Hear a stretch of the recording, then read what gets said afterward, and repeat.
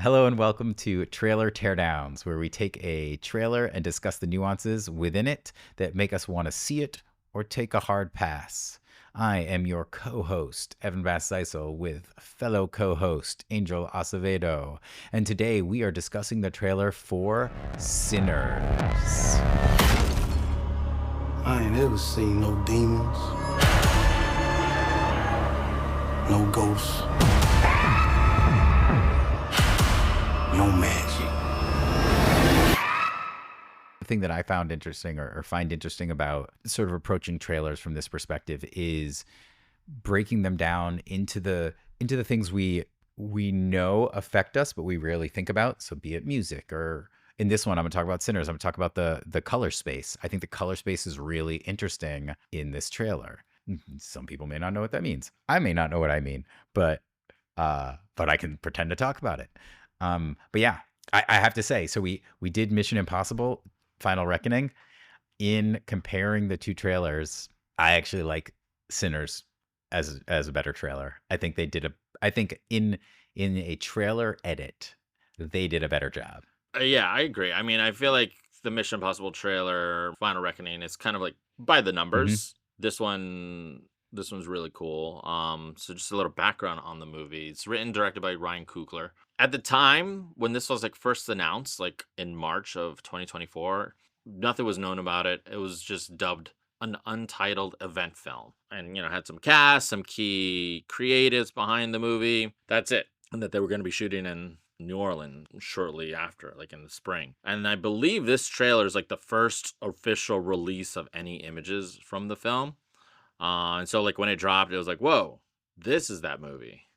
I kind of, when I first read about the movie, I was like, oh, probably going to be some big action franchise, maybe, set in, present day. When you see this is not present day. So it's kind of totally caught off guard of what it was supposed to be. It's like, you're like, Jordan Peele, he's so comedic. He does all those sketches. He's so funny.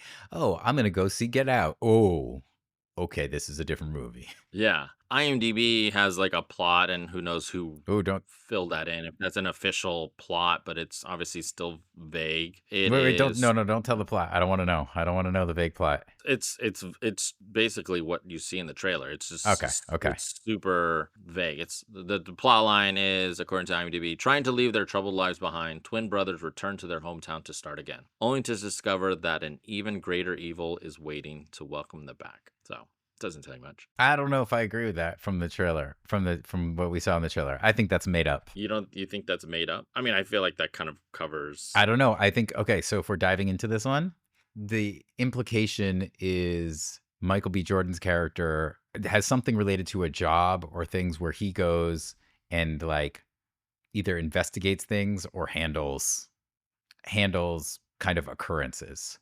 Right, you've got that voiceover, I think very well done, where he's talking about, and actually, I'll preface it by saying I really like this voiceover because it contradicts the visuals that you're seeing on screen.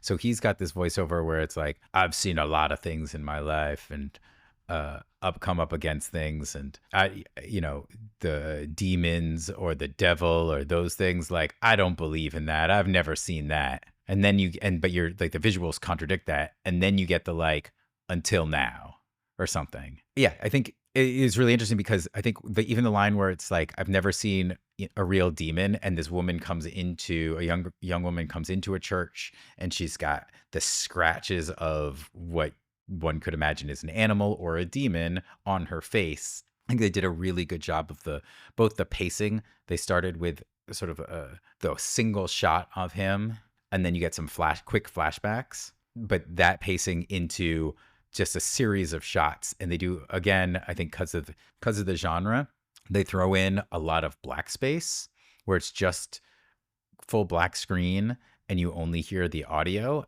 And I think they do that really well because it plays to wanting to know more, but not being able to see it. So I would say I like the contrast. They do it in a bunch of different ways. So they've got the voiceover that is saying one thing while the visuals are showing the opposite. And then you get the turn at the end. You've got the use of full black screen with only audio. And then equally, I'll throw into this, so we'll call it, group of three. When they do the transparent lettering, I thought they did a really nice job of that, where there's clearly something important visually to show, but they're only showing the transparent lettering of whatever phrase is on the screen. And so you only see like a very small percentage of that visual, and it's only what the lettering is. And I think that is really cool, because I'm like, I want to see what that is. And they don't show you what it is beyond that. Yeah, I think I think some of the voiceover does like not necessarily contradict, because like he says, I've seen men die Mm-hmm. in ways I didn't even know was possible. Like this guy's been to war. I'm assuming maybe like I'm trying to guess the time period. What do you think what's the setting? 1920s or after World War II? I'm really kind of bad at guessing. No, I would say roughly. it's like maybe the 19. I don't know. Yeah. I'm not good at timing. My sense of history is I learned it, but I'm horrible at dates. I want to say maybe this is like after, I don't know. I'm assuming he's a war veteran. Yeah, I mean, I was thinking like bootleg era, whenever the bootlegging era is. I guess, is that 1920s? That is the 20s, yeah. Roaring 20s. I thought he may have gone to war, but I felt like he might be somebody who investigates like paranormal, activities, but he is a grounded person who knows that paranormal stuff doesn't exist. So there's always a messed up human behind whatever people are afraid of. And then this is the time when it actually might not be human. Mm. That was my interpretation, but it could be completely wrong. Okay. Because there's the scene where they're in the back of the truck and they've got the guns, and the way that you said the IMDb, you're saying maybe that other person he's talking to is his actual brother. I just thought it was another person in his like unit or whatever odd job that he has. It's like this other guy also has that job, but it could be brothers. What was your interpretation? Well, I mean, they're twin brothers. Wait, but they look like different people. Maybe I need to rewatch it. The guy he hugs. Yeah, the guy he hugs. Yeah, that's Michael B. Jordan playing both characters. Hold on, I'm gonna go back. Oh man, well look at that. Look at that. You're right. That was like the big thing. You didn't see that Well, he had a mustache. They both have mustaches. Yeah, but it's like they're like different mustaches. I don't know. I did not. Huh. And then the plot said twin brother. But anyways. All right. Well, good for yeah. Okay. I don't think he's some sort of like a cult guy that like investigates paranormal. Oh, also time period wise, Roaring 20s, because he does have a Tommy gun at the end. But it is also made me think at the beginning he's sitting on this thing, he opens this trunk and he pulls out a gun, right? And the first gun he pulls out, it looks like it's not a standard gun. There's like an additional sort of attachment to it that made me think of something like it's almost like a bayonet. I think it has a dagger attached to it. Possibly, yeah. Yeah. If you look at the trunk, if you freeze frame it. Yeah, which is like, again, when you say non-standard, you mean not what a civilian would carry. Yeah. Well, it looks like it is some sort of shotgun with a dagger attached to the side that might be spring loaded somehow. Yeah. And like that could be like a trunk that he brought back, because like he also pulls out a grenade. And it's got a couple of helmets in it too. So like, yeah, I think like there's somebody's a war veteran, if it's him or is his twin brother or whatever. But yeah, that's it's all a mystery, right? And I think that's what makes this a good teaser. Mm-hmm. Yeah. It has a lot of visuals, but you also have no idea what's going on. We're just left speculating, like, okay, what is this? There's some sort of creature causing havoc, or is it zombies? There's one moment where they lock themselves in and there's a whole group of people coming forward, and then another moment there's the guy outside, he's banging to get in and you just see flashes. But if you freeze frame at a minute 30 into the trailer, you see the guy banging on the door, and then you see a person in the background. So off to the right. Yeah. And so the question is, someone running. Yeah, it's kind of creepy. If it is demons or something, is it like possessing people? Yeah, no, that's a good. Yeah, it could be. And if not, then what are they? Like, what are those people? doing. Yeah, and when this came out, I think people were kind of like talking like, "Oh, what is it? Are they vampires, demons?" And I kind of latched onto the idea of vampires because there's this one moment where Michael B. Jordan and another guy are staring off camera, looking very scared and shaking, and then Michael's head, he like looks up as if he's following something in the sky that's like flying. That's sort of what I thought. I was like, "Oh, maybe it is vampires." But then, like, there are a couple shots during the daylight, that, like, could debunk that theory, assuming, they're using the classic vampire tropes that, like, But maybe, yeah, maybe it's a variation. So just to pinpoint that, that's a minute and 6 in is where he looks up. yeah, and you don't see it initially, it's Hmm. kinda subtle, but then when you on the rewatch, you're like, "Oh, wait, he's looking at something. He's, like, following it. Like, what is it?" Yeah, yeah, yeah. And it could be. I mean, it could be. I mean, vampire tropes are only tropes because that's what people have used, but it doesn't. I know this might be sacrilegious, but vampires aren't real, so we can create whatever we want as part of their, uh, their story. What's exciting to me about this film is like it seems like it's an original thing, right? It doesn't seem like it's based on Hmm. a Hmm. book, a comic book, or anything. Obviously, vampire movies, if it's a vampire movie, nothing that's not original, but like I think, this is not coming, it's not based off anything, which is I think exciting and cool that they're making this. Yeah, no, I thought it was amusing. So there are the top comment on the trailer. It's got 9.2 thousand thumbs up, and it just says, "No remake, no sequel, nor prequel, no reboot, just an original story. Beautiful." Yeah, right. People like sequels, yes, but well, I think a lot more people like something new and different. Yeah. I think it's also interesting. I'd love to talk about the color space. So one of the things that first popped out to me is, I don't know if it's because they actually filmed it on film and they didn't they purposefully left it a little flat, or maybe it's a little flat. I think you probably have a better understanding of sort of what they've done. But if you just look at the beginning, the color looks much more flat. It's almost as if it was like pre color corrected. Yeah, yeah, I think it's where the shot where he's like sitting on the crate, Yeah. and pushing it. Yeah, it's less contrasty. Like the blacks are kind of milky a bit. And I don't know if they did that for feel, to make it feel old-timey more, or like dated.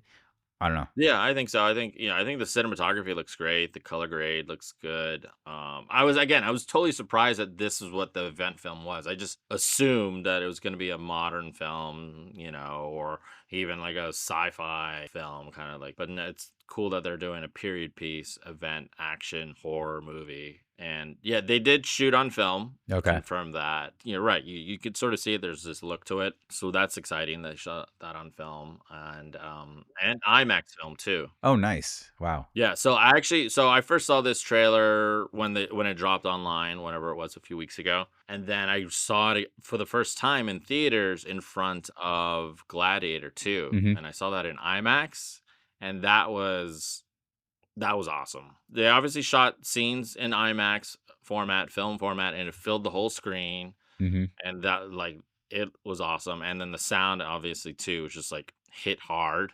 It just got me more excited for this movie. So I'm just freeze framed it on an awesome shot, from my perspective at least. Is the ending sequence where Michael B. Jordan is coming forward shooting the Tommy gun, and he's like shooting right at the audience, and he is in.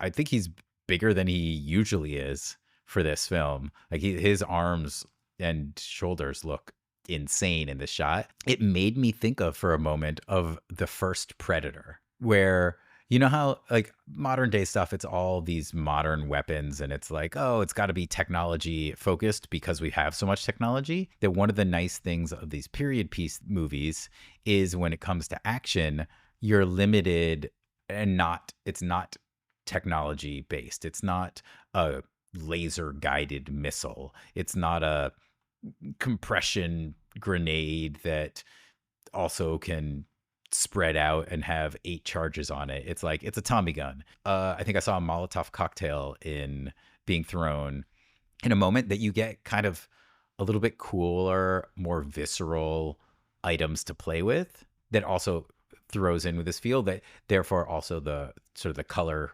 grading of it being more filmic and not as sort of technicolor lends to. It also allows certain things to pop, like when a gun blasts, the little blast added, you feel it more because it's a brighter spark. I wonder if they chose to set this in as a period piece to make it to raise the stakes. With technology now, like, oh yes, I can call for help, 911, cell phones here, cell phones there, internet, and with those devices, it just makes things less hard to kind of like solve, and this kind of really seems like it just strips it down. And I think they'll make a fun movie. Yep. So last full screen image of the trailer. Cycle to it for a second, because I think it's really interesting. Tell me when you get to it. It's at 1 minute and 55. So it's wedged between multiple transparent lettering, and it's this crowd dancing. And there's a DJ, it looks like, on a table, and then Like with the title card. No, it's it's either right before or right after the title card. It's right before the title card. Nope, sorry, it's right after the title card, I think. All right, so right after the title card is a wide shot of like some flames, a bunch of people outside, something's burnt down. Yeah, so it looks like, well, this one. So there's people in the center. There's a guy sitting on a chair on the right who we see earlier because they were inside of the barn, and we see a DJ playing. But everything's burned down on the left side. Do you see on the left side, DJ? Maybe you're at a different spot. Oh no, I see it. Like, Yeah. So on the left side, I think that's a DJ because they were all dancing in the previous shot leading up to this. There are people dancing behind. but what is he doing? Is he spinning records? I don't know. Maybe yeah. That's I don't know. I don't know what he's doing. Yeah. Maybe it's a DJ. I thought it was a DJ. But like, hold on. Like, I don't think. What's that at the foot? What's that at the foot of that table? I can't zoom in. Digital zoom. But like, Zoom. what is Yeah. he DJing with? Like, I don't know. Like, I don't know. I thought there was a previous moment where there was. One second. I'm gonna go back to. All right, let's see if I can find it. Let's see. I'm gonna jump around because there's people dancing inside. But there's also like weird stuff going on inside of the where there's dancing. It's like it's hard to get it with the jumping. But they're doing some weird dancing on inside, right? Yeah. I don't know. I think I just thought But that like. what point are you trying to make about the Oh, I'm white just side trying. and to be Just the that DJ? just like it's all burned down around them, right? In the previous things that we saw in here, there's this barn that they're inside that they're trying to trap themselves in, and now in this shot, the barn is burned down all around them, and they're still dancing. And if you look at it, there's some weird characters in there. Like there's some looks like a woman in all white with maybe blood all over her outfit. You see that? Yeah. And then there's another character right in the center in another outfit, looks red and some other thing. Why were they trapping themselves in the barn to stay away from things? And then now it looks like maybe the barn's fully burned down and they're still going. It's a question. It's this is why this trailer is really good. Is it leaves a lot of questions. Yes. No, I agree. I feel like it definitely has a really cool vibe to it, just with the look of it, the sound design that they use in the trailer, the music and score. This is another one where it's like, I don't want to see anymore. I just want to see the movie. And they're calling this official trailer, but it feels like more like a teaser, right? So, but I imagine I don't know. I think this is a perfect trailer. I think if this is what all movies should do, is make it so you don't know what's coming. I agree. And I think, I mean, I can't imagine we won't get another trailer closer to the release that shows a little bit more about the story and all that. I mean, I think because Warner Brother has a job, right? They have to sell the movie, and this may not sell it to some people. I guess. I don't know. Okay, so in improv, there's this concept of playing to the top of your intelligence, which means if you're on stage and you're performing and you do something and it's a mistake, or you recognize, you just did something that'll stand out, don't ignore it. Instead, acknowledge it and keep going, because your audience is actually really smart. And I think the more you give away, the less interesting it is to the people who see it. This trailer is really interesting. It piques my interest. I want to watch it. If I knew like, oh, hey, it's vampires and they're coming here. And if they give me everything, why do I need to go and watch it? Yeah, I agree. So I don't like I think they should just I think the most interesting thing is to like leave this. That said, you're right, they might cut something else because they want to bring in more people. I just think they don't need to. Yeah, that's the trick, right? The challenge of like, okay, you got to sell this movie, right? They're obviously selling it on, trying to sell it with Ryan Coogler, his name. I mean, Um, and Michael B. Jordan, he's a huge name. yeah, and I think it creates a lot of mystery. Like, oh, what is this? Looks cool. There's some great shots. Him in slow motion shooting the gun. Not every audience is the same, so it's like, how do you sell this to an audience and all that? So, I mean, for me, I'm sold. I'm there, and I'm there. I'll see this opening weekend. Definitely in theaters, especially since they shot in IMAX. Comes out March 7th. I'm intrigued. I'm intrigued actually. I might also see this in theaters. I would definitely save this to my watch list. The only thing that I'm trepidatious on is I'm not the biggest horror, thriller person, and I have like a way overly visual imagination, and I get disturbed easily. I think I talked about this with Companion, where like I saw Jaws when I was younger and I still have issues like swimming in a swimming pool. Yes, it's a freshwater with the chlorine, and there's no chance a saltwater great white shark could get in there. But like my brain still goes there. That depending on you know how intense this movie gets, if I'm in the theaters, I'm gonna be super disturbed. Then I'm like not gonna be able to sleep. So if I have the ability to pause it, if it gets a bit intense and come back to it, that might be better for my psyche. All right, all right. But you have the choice. So, I mean, what? Okay, where are you leaning? But if I no, but I saw Get Out in theaters and I was extremely happy too. I saw Nope streaming, but I wish I saw Nope in theaters because I think it would have been a really cool experience. I think this one would be pretty cool to see in theaters. So if I can, I will call you up and tell me and ask you to tell me if I'll be have nightmares or if I should just go see it in theaters. Okay, you can. I don't know if I'll be able to properly answer that for you. I would need to know your like litmus scale. I mean, you're saying Jaws freaked you out. Would you see Jaws in theaters? No, I would never see Jaws again. It's just I'm like disturbed for life. Okay, so I did see Jaws like 1, 2, and 3 or something, and I should have stopped at 1. But I've seen like some. I mean, I love Nope. I love Get Out. I mean, I think there are some movies that are considered horror thriller, but I'm not. They're not really. do you like? Not that this movie's gonna be that kind of movie. Do you like serial killer movies? Like Seven. Yeah, Seven was all right.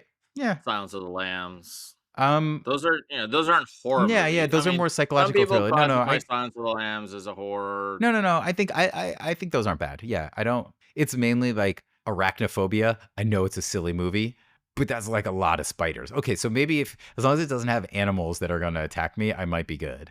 Okay. Like vampire movies. I'm fine with vampire movies, I guess, if this was a vampire movie. All right. I mean, some vampire movies, can be very Disturbing. Yeah, Buffy the Vampire Slayer. well. I feel like we should watch. I think I showed it to you, but maybe we can do a dissection on it as well. Nosferatu, the new Nosferatu movie. Oh yeah, we'll do that. We'll do that as coming up. All right, let's leave the audience with a question to post in the comments. What are we gonna leave them with? I say just vote. Are you there? Angel says, vote. Are you there? Are you saving this to your watch list? Are you watching it if there's nothing else to watch? Or are you a hard pass? And mine to leave in the comments is, what do you think this film is about? Don't look up anything. What do you think this film is about after watching the trailer? All right. Alrighty, signing off. Thanks for listening.